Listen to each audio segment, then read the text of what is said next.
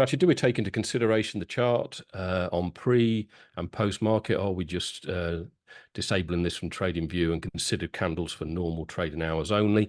No, we can take into account any candles that are there. It's all part of trading, particularly on Forex pairs. Then that's just is a 24-hour market.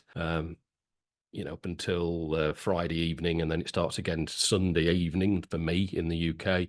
Any candles that happen within that period are valid, absolutely. So you take into account that. Stocks, then you can take into account the ones that are pre-market. Yeah, absolutely. If they show up on there, I tend to have them disabled.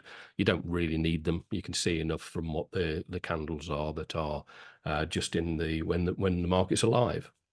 So I tend to just do that. And then Armand, could you please give some general clarity on the term squaring up and the 50% rule? Yeah, I will come to that absolutely later on in the session. But let's get through and have a look. In fact, I'll just have a quick look at this because I wanted to show you this because we're going to come back to this chart in a while. Really what I want to just talk about a little bit later as it does and see how price develops with it.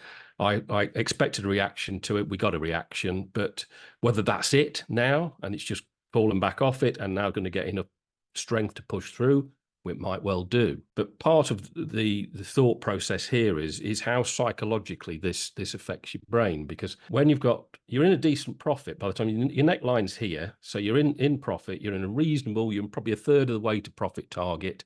You're reasonably well up at this time. You run into this roadblock here that you've got identified.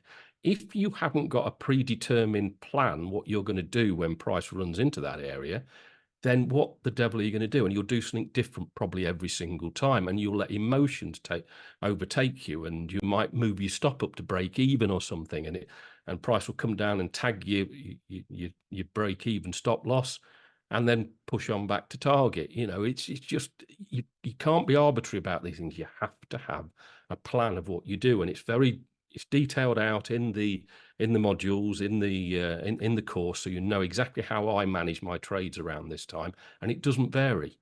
And so it's all very relaxed when we get to this area.